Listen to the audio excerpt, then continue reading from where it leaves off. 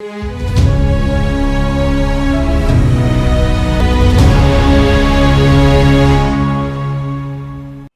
दोस्तों, राजनीति की बातों में आपका स्वागत है। मैं हूं आपका दोस्त धर्मेंद्र कंवाली। पॉलिटिक्स ऑफ चौधर के इस वीडियो में दोस्तों आज से हम उस हलके के इतिहास में झांकेंगे जो बंटवारे के बाद भारत आए जंग क्षेत्र के जो विस्थापित लोग हैं उनका गढ़ मानी जाती है और इस गढ़ को बनियों से हमेशा चुनौती मिली है। रोहतक सीट ने भारतीय जनता पार्टी के सबसे बड़े लोकप्रिय नेता डॉक्टर मंगल सेन का नाम भी खूब चमकाया है। वहीं सेठ श्री कृष्णदास जी भी एक जमाने में रोहतक हल्के के बड़े चौधरी होते थे। रोहतक विधानसभा क्षेत्र का चुनावी इतिहास 1952 से शुरू होता है दोस्तों, और 1952 में विधायक बने देवराज सेठी जी झंग जिले से विस्थापित होकर रोहतक आए थे। झंग जिले के विस्थापित लोगों की रोहतक में भारी संख्या थी और ये फैक्टर आज तक यहाँ काम करता है। सेठी जी 1937 में लोयलपुर झंग सामान्य ग्रामीण विधानसभा क्षेत्र से विधायक बने थे और 1946 में वो इसी सीट से चुने गए थे। 1947 में देश के विभाजन के बाद ये व्यवस्था की गई कि जो लोग 1946 में एमएलए बने हैं उनको विधायक तो बने रहेंगे लेकिन उनका कोई विधानसभा क्षेत्र नहीं होगा। सेठी जी कांग्रेस के उम्मीदवार थे और उनका मुकाबला जनसंघ के रामफूल सिंह जी से हुआ था। 1957 में रोहतक में जनसंघ के डॉक्टर मंगल सेन जी की एंट्री होती है। उन्होंने पहले ही चुनाव में शानदार जीत दर्ज की और उन्होंने निर्दलीय प्रत्याशी रामस्वरूप जी को हराया। कांग्रेस प्रत्याशी सन्नो देवी जी तीसरे स्थान पर रही। सन्नो देवी जी 1946 में भी एमएलए बनी थी और 1952 का विधानसभा चुनाव था, उन्होंने अमृतसर शहर से जीता था। 1957 से लेकर 1987 के समय अंतराल में दोस्तों केवल 1972 के नियमित चुनाव छोड़ दो और 1985 का उपचुनाव छोड़ दो तो रोहतक हल्के पर डॉक्टर मंगल सेन की विजय पताका फहराती रही। 1972 में सेठ श्री कृष्णदास जी ने डॉक्टर मंगल सेन जी को हरा दिया। यदि 1972 का यह चुनाव 1971 के भारत पाक युद्ध की छाया और इंदिरा गांधी जी की प्रचंड लहर के बीच नहीं होता तो डॉक्टर मंगल सेन की जीत तब भी तय थी। 1962 में मंगल सेन जी ने देवराज सेठी जी को, 1967 में चौधरी टेकचंद जी को, 1982 में सतराम दास बत्रा जी को और 1987 में सेठ श्री कृष्णदास जी को हराया। इन सभी चुनाव में प्रत्याशी कांग्रेस के थे और मंगल सेन जी ने कुल मिलाकर 9 चुनाव लड़े जिनमें से 7 चुनाव जीते। वे 1977 में मंत्री रहे और 1987 में मंत्री के साथ उप मुख्यमंत्री भी रहे। डॉक्टर मंगल सेन एक सादगी भरे नेता थे, सीमित संसाधनों से चुनाव लड़ते, पैदल चलते और आम जनता के दुख तकलीफों को अपना मानते थे। आज की भारतीय जनता पार्टी के नेता अपने भीष्म पिता से ये सीख सकते हैं कि चुनाव केवल संसाधनों के बूते नहीं लड़े जाते या जीते नहीं जाते, जनता का दिल जीतने से भी चुनाव जीते जा सकते हैं। डॉक्टर मंगल सेन जी के निधन के बाद स्थिति एकदम से बदली। रोहतक शहर की चौधर जनसंघ भाजपा के हाथों से फिसल गई। एक बड़ी बात यह हुई कि रोहतक में कांग्रेस के स्तंभ रहे और डॉक्टर मंगल सेन को पराजित करने वाले सेठ श्री कृष्णदास जी कांग्रेस छोड़कर चौधरी बंसीलाल जी की हरियाणा विकास पार्टी में चले गए। चौधरी बंसीलाल जी जब हवीपा बना रहे थे तो उन्होंने सेठ श्री कृष्णदास जी से उनकी राय पूछी थी। तो बेबाक जो सेठ श्री कृष्णदास जी थे उन्होंने कहा था कि चौधरी साहब, मैं तो आपका साथ कदे ना छोड़ूं, पर एक दिन अपनी पार्टी में कौवे बोला करेंगे। उनकी बात एक समय पर सही भी साबित हुई। वो हवीपा के खजांची थे और चौधरी बंसीलाल के बेहद विश्वास पात्र साथियों में से एक थे और आजीवन रहे।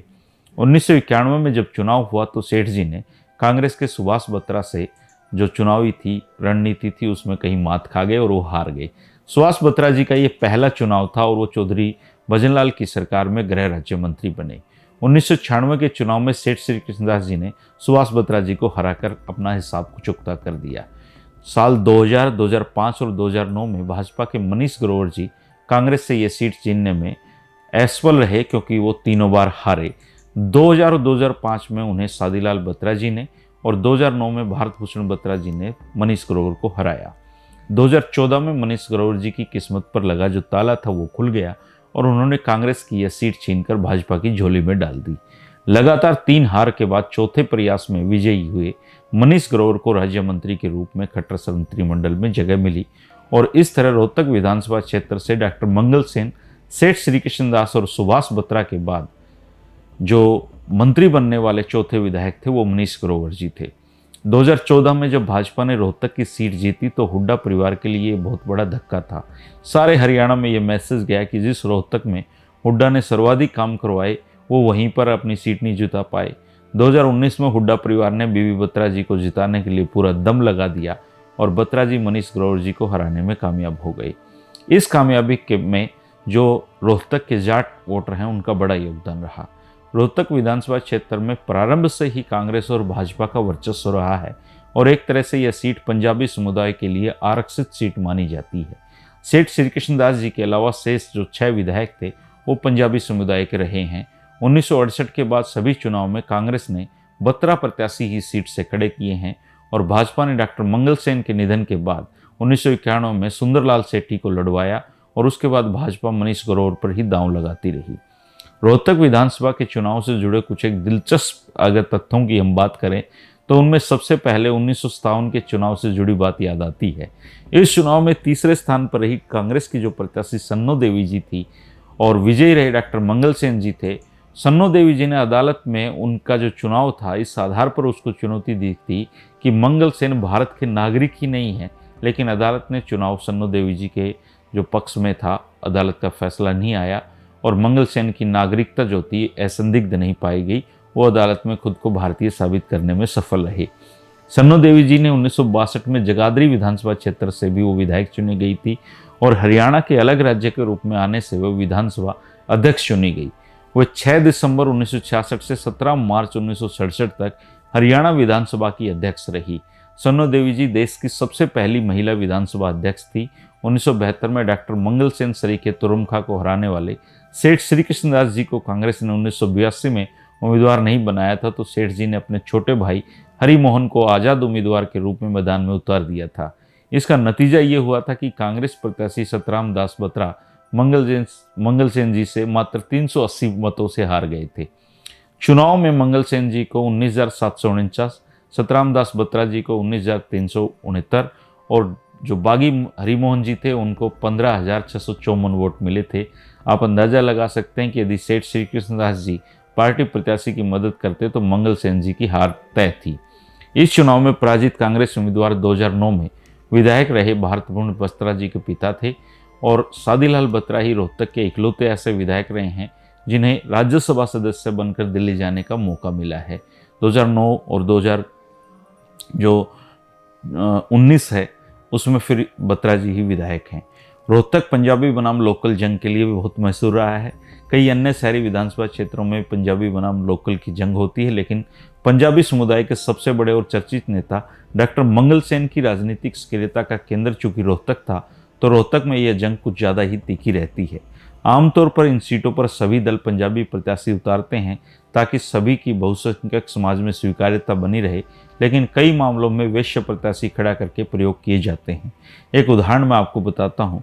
1972 में डॉक्टर मंगल सेन को धूल चटाने वाले लोकल सेठ श्री कृष्णदास जी को 1982 में कांग्रेस ने टिकट नहीं दिया, बल्कि उनकी दावेदारी को दरकिनार करके पंजाबी समुदाय से ही सतराम दास बत्रा को मैदान में उतार दिया।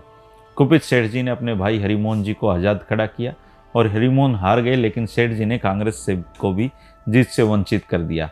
इसके साथ ही ये सिद्ध कर दिया कि बिना पार्टी के भी उनका जनाधार है।